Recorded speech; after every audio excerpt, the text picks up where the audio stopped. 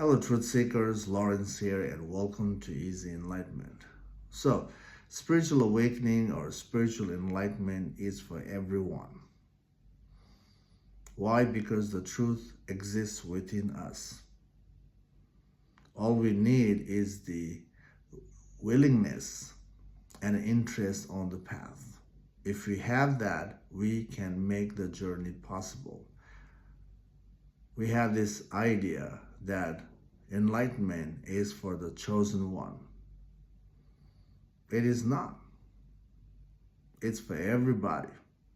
Again, it's for everybody because the truth exists within. And to get to the truth, what we need is, remove all the faults in oneself. That's the journey. Now, why do we think enlightenment or spiritual awakening is not for us? Why do we have this notion? Where this idea is not for me is coming from? One of the reasons this idea sits in our head is because we have tried the spiritual path to awaken oneself to the truth. And we tried it, for years and years, and somehow we failed to see it. When there's a failure to see the truth, then we end up having this idea that, it wasn't meant for me. So we tried and we failed, and we have this idea by ourselves that's not for me. Instead of having it's not for me, we could investigate what is wrong. What am I doing that is not, making the progress? Or what am I doing that is not making me see the truth? If we investigate like this, then we can, realign ourselves to, face towards the truth. What I see, what's happening in the spiritual path right now, including, my past approach, is we are doing the spiritual work, and that spiritual work is actually making the ego getting bigger and bigger. Not realizing that spiritual path is about dissolving the ego. Dissolving the ego means dissolving the mind, or the preferences or ingrained belief in the mind, to go to the no mind. And not having the clear differences on the path makes us get stuck, and we keep fueling our ego. Our ego gets bigger and bigger, and our ego itself is loving the spiritual path, which is making the ego expand with credential, with experience. And because of that, we are hitting the wall, that we're not able to see the truth, or we are not able to free ourselves from the conflicted mind, and also the fear, which comes from the mind as an extension. So we're not able to free ourselves from the fear, conflict, drama, and eventually we give up the journey in seeking for the truth. We don't give up completely, but we give up the idea of truth, and we just associate it with the byproduct of the truth, which is, the positivity in life. And the world right now is influencing people with the byproduct of spirituality. And when people apply those, byproduct, for time being, they feel good. Byproduct as a upgraded meaning, the refined meaning for the spirituality and the action. So people feel okay by the byproduct. At least there's some sort of alignment with the spirituality. People fail to awaken themselves to the truth,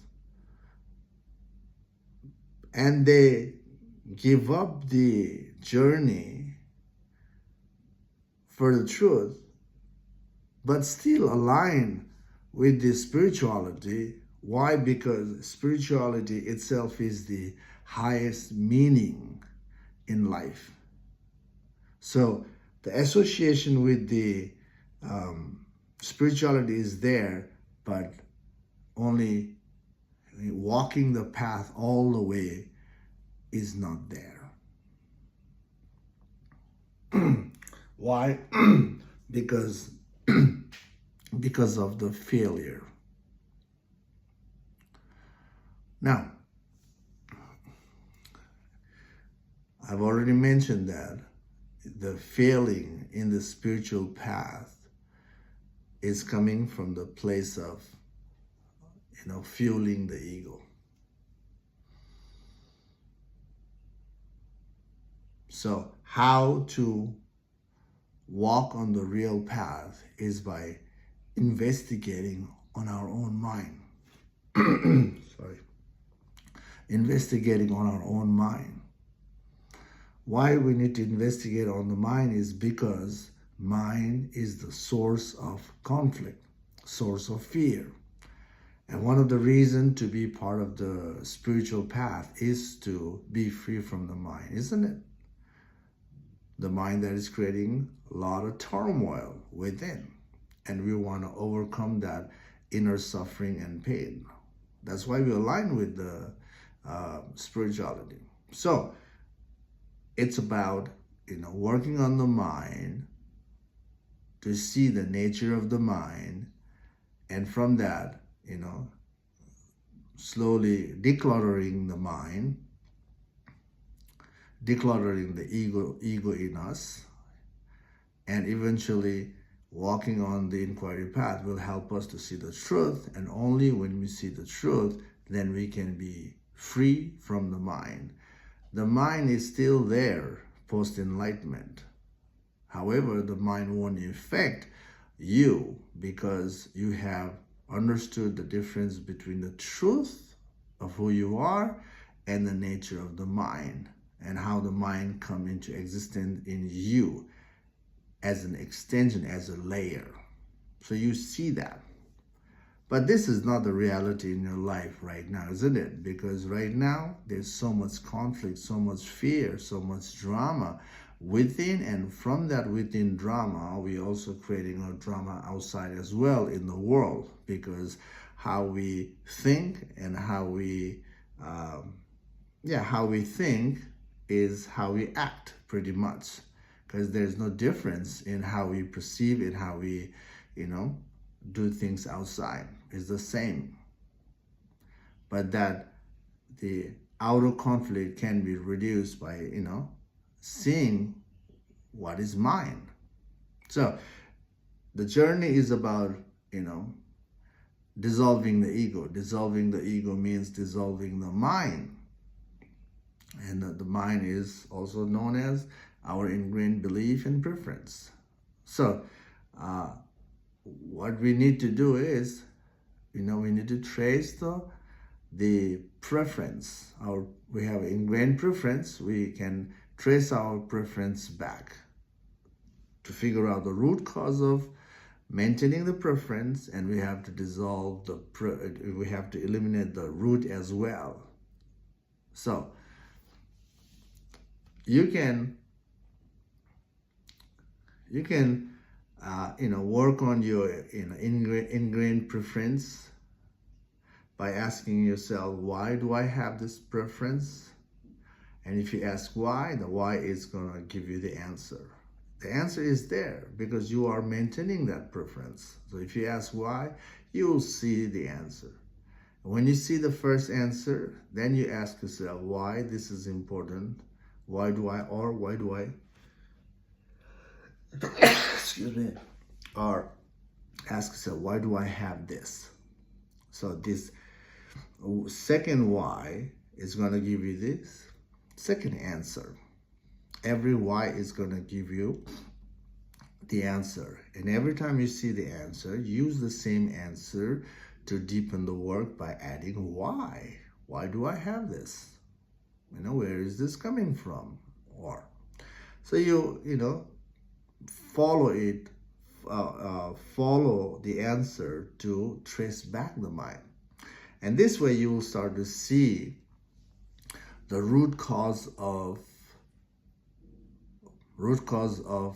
the maintenance of that surface preference, which is, basically the fear. The root is the fear. The fear makes you maintain certain preference. So after seeing the fear, the same approach.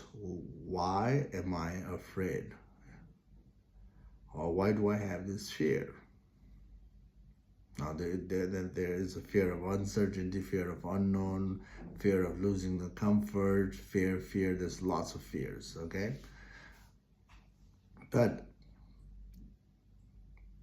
when you work on the fear, you will realize the biggest fear, which is the fear of being nobody or the fear of death. And because of that, we maintain the preference. But that fear of death has to go to be free. So you have to, ask yourself why as well. Witnessing yourself, tracing back your mind with the why, seeing the root and working at the root with the why, and asking yourself, who am I? These three simple steps is going to help you to dissolve the mind. When you are thorough in going backward, tracing back the mind, when you have done that enough, when you ask yourself, who am I? That who am I is going to make you click. And that's how the mind, the ego self drops, because you see the truth there. And, truth liberates us. And, there is a saying in the spiritual path, truth sets us free. Yes, the truth sets us free. But for the truth to set us free, we have to declutter. That's our part, which is witnessing yourself, tracing your mind backward to its root, and asking yourself, who am I? Okay? So that's the approach. So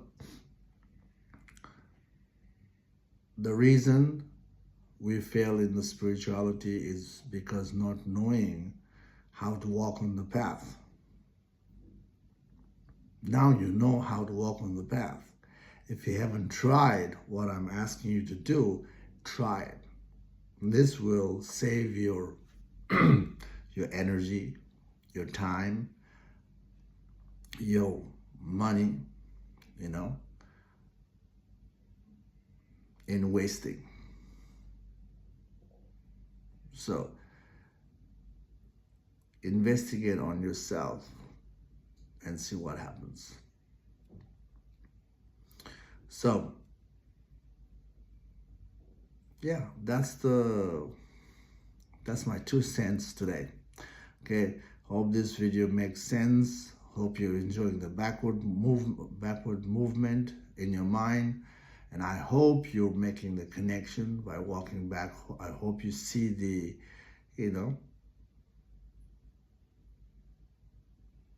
how the mind is coming into existence by walking back. And yeah, keep going. Okay, thanks for watching this video. Take care for now. Bye.